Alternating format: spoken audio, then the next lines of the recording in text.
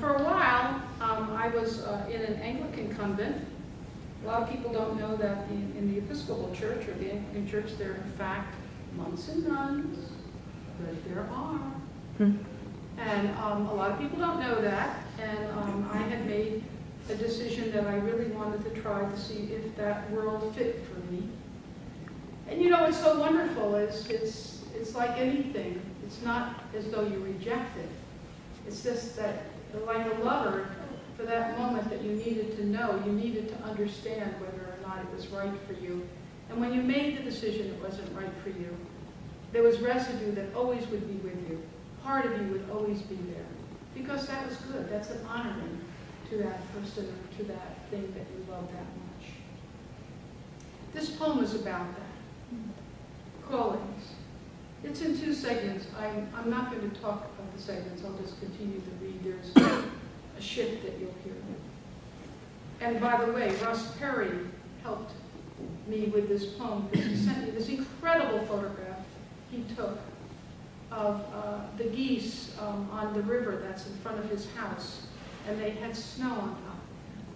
And from there, this poem came forward. And 2 things. The word vigilant that I use in here has 2 meanings.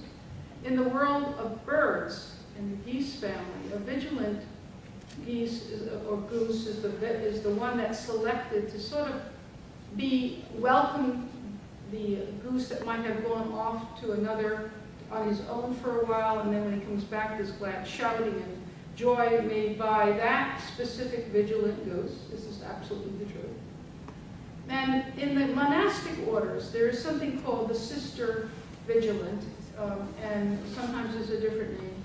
And that was the person that was posted by the door. And that sister nun, and it's the same in monasticism and the monks, was the person who remained awake all night, so that should someone need to come into the convent and to be welcomed and protected, that they were able to come in. So the word vigilant has 2 meanings here. Callings. Callings. Geese swim the river clothed in a new fluff of snow. They follow each other with obedience, bend their paths to accommodate the ice that breaks with the flow.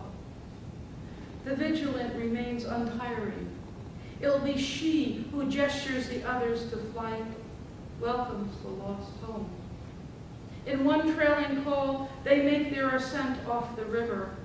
Called by passions, they bend their way southward where the water lies open, and the tidal land exposes its tender succulence. In the incense shadows of the colonnade behind the high altar, a sister waits.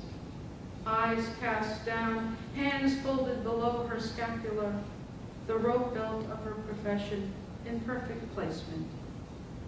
I do not look at her as I pass, gesture with my head. No. She bows and nods, runs to catch up with the others.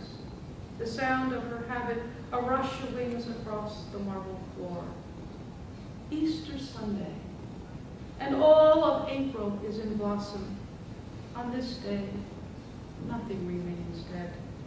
All things are resurrected. I watch as they leave the cathedral, lined up in rows of 2s, black and white habits blowing in the warm spring wind. They will turn southward towards the convent, where a sweetness resides that is beyond sustenance.